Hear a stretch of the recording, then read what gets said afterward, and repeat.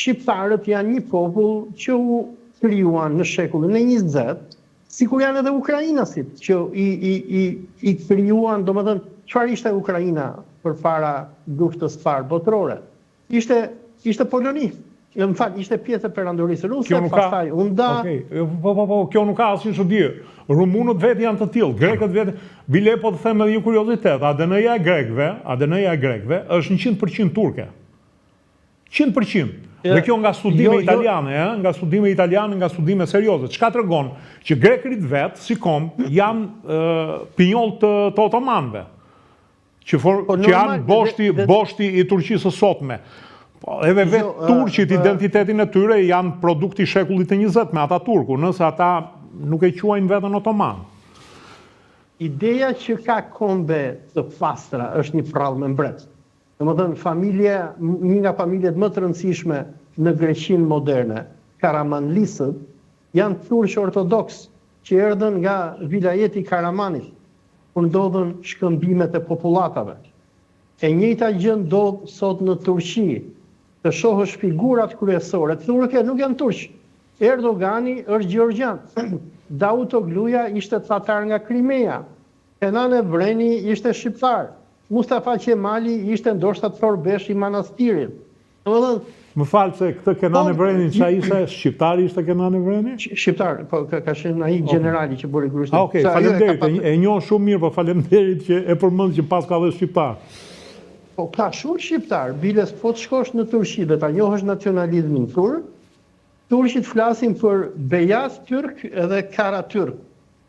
Kara turk i thonë turqit e zi, ndërsa bejaz turk i thonë turqit e bardhë. Dhe kur shkon viziton fjala bie Stambollin, të duket sigurie duke vizituar Kuçovën, se ke të njëjtat fytyra pak a shumë.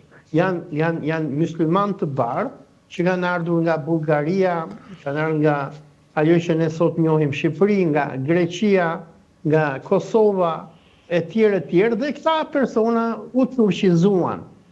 E njëjta gjë ndodhi edhe në Shqipëri. Një nga kryeministrat e parë të Shqipërisë, Pandeli Evangjeli, të dikush shkon edhe lexon fondin austriak që kemi në Institutin e Historisë aty në Tiranë, ata thonë që ai nuk dinte të fliste shqip, fliste rumanisht me austriakët. Sigurisht e Salahuddin Shkoza, që u bë ministri i luftës i qeverisë Pandeli Evangjeli, që ishte etnik turk, që nuk dinte asnjë fjalë shqip. Dhe puna është se çfarë ndodhi shqiptarëve, ashtu sikur ndodhi edhe turqëve dhe grekëve, se nacionalizmi ishte një ide shoviniste, raciste, që urrente fqinjin e tjerë, ashtu sikur në Greqi ndodhi helenizim me dhunë i arvanitëve, i slavëve bulgar, i vlehëve. Madje ata si bën masakra ndaj çambe kanë bërë akoma më të egra ndaj maqedonasve, ndaj bullgarëve të veriut. Ndaj bullgarëve, domethënë unë kur i shoh grekët, unë i njoh nga janë grekët. Nëse është grek i zi dhe brun, pak më i zi se sa unë, më brun se sa unë e kuptoj që ai është nga Peloponezi, është nga zonat e Athinës. Se ata janë me origjinë ndoshta egjiptiane, se kur Aleksandri i Madh shkoi në Egjipt, si duhet ta sjell shumë egjiptian, apo të shikosh kretasit, grekët e Kretës, ata janë të zdister, janë arab.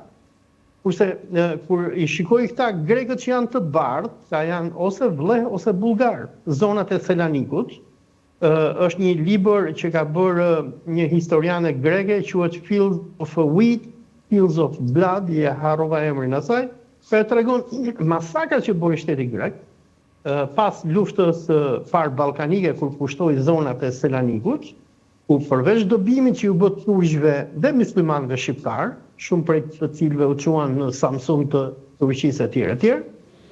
Gjenocidi më i madh ndodhi kundër ortodoksëve bullgar. Domethënë zonat që nga Follorina e deri në Aleksandropolis, për ata që kanë shkuar me makinë, e din sa po kalon Kapshticën që kalon për në Kristalopigji, që është autostrada që të çon deri në kufirin e Turqisë. Këto zona kanë qenë zona bullgare dhe vlehe. Por shteti grek i helenizoi me pahir. Dhe ti shohësh më ekstremistët e nacionalistëve grek sot nuk janë atinjotët, janë selanikasit. Persona të cilët 100 vite më herët nuk ishin grek. Dhe ashtu sikur u prodhua një popull i ri grek, u shpikën grekët, se edhe termi grek nuk, domethënë, vjen nga latinishte, nënkuptoi ndjekësit e ritit bizantin, ndërsa termi që grekët adoptuan për veten e tyre ishte Helenos, dhe nga që mendoni që ne jemi pasardhësit e helenëve të lashtë, që ata nuk janë, dhe u zëvendësua termi që otomanët qetën nga bizantinët dhe ruajtën, që i quanin Rumeliot apo Orumqi, dhe këta njerëz që i quanin veten Romans apo Rumeliot, si pasojë e nacionalizmit francez, ideve të iluminizmit francez. Që të jemi sakt, termi Bizant është një term i përdorur në shekullin e 20, sepse vazhdimisht janë thirrur perandoria romake e lindjes, ose O Vasilea tonë Romajon, mbretëria e romakëve. Po pra, nuk është quajtur kur Bizant, ajo që thatë ju është shpikur nga francezët në shekullin e 20 dhe nuk është një term historik, nuk e di nga ka. Dhe vetë në fakt otomanët, nuk e di a gaboj, po Stambollin deri në shekullin e 20 e kanë quajtur Konstantinopol, nuk e kanë quajtur Stambol. Nuk e di a jam i saktë në këtë pikë. Zyrtarisht e quanin Konstantinia, por me marrjen e Stambollit nga Mehmeti II, filloi të përdorej edhe termi Islambol, që do thotë shumë islam, sigur përdorej edhe termi grek Istanbuli, domethënë po shkoi për një qytet. Por kur Ataturku nisi reformat turqizuese, duke turqizuar veten parin, duke i dhënë mbiemër të vetit Ataturk, edhe pse Ataturku s'ka asnjë lidhje me turqit, edhe Konstantinopolis apo Konstantinopolit ju ndryshua zyrtarisht emri dhe u bu Istanbul që përdoret. Mos ja u thuaj këtë turqve, se kur ja u thash një herë ekuipazhit të një nëndese turke që ishte në Durrës, desh më vram, domethënë. Po mos isha zëdhës ministër, mund të ma bënin Dermanin. Po dëgjoj, turqit janë më të çmendur se sa shqiptarët në nacionalizëm. Domethënë, ne në Shqipëri e kemi atë lloj tolerance që del dikur si puna ime apo Fatos Lubonja. Mos harojmë me diçka që janë ndërkombët e pakta në botë, 4-5 janë të tillë që kanë ndjenjën perandorake, janë e vetë ndjenjën siç persianët e ndjenjën veten trashëgimtar të një perandorie. Edhe do doja të kaloj avash nga Irani. E zgjata vetë.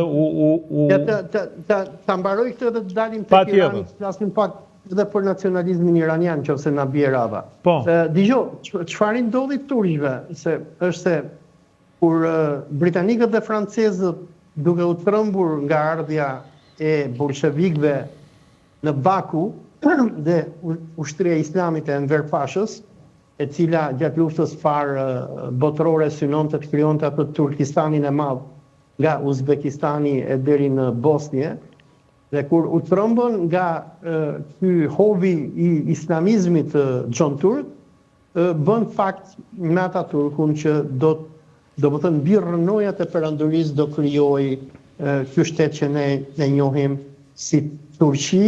Ata në Turqia kanë ndruar emrin, ja kanë bërë Tyrkie. Por unë mendoj që termi më korrekt është Turqie, edhe për Stambollin, mendoj, domethënë Istanbul është gabim, Stambolli duhet të ketë emrin që historikisht kemi përdorur, Stambollis. Dhe nacionalizmi turk u qua mbi rrënojat e perandorisë osmane, se ata nuk kishin identitet tjetër, domethënë nuk shpiknin dot një Skënderbes sikur e shpikën shqiptarët, dhe ata e trashëguan të. Shikon, neve nuk e shpikëm, ai ekzistonte.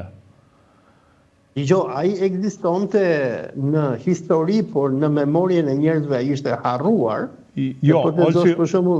Yazagji, dua të kundërshtoj. Nuk ishte harruar në zonat e thella dhe këtu po bëj një ndërhyrje. Vërtet qytetërimi shqiptar në ultësi rushduk, por në zonat verigore e ruajti Kisha Katolike. Ke pasur shkolla, ke pasur një ndërhyrje të Vatikanit për qëllimet e tij pa diskutim. Por memoria ekziston sepse ekziston dhe kanuni Skënderbeut, si ai i Lekdukagjinit dhe të tjera. Pra, ka shkëndija që bota shqiptare nuk u shuajt.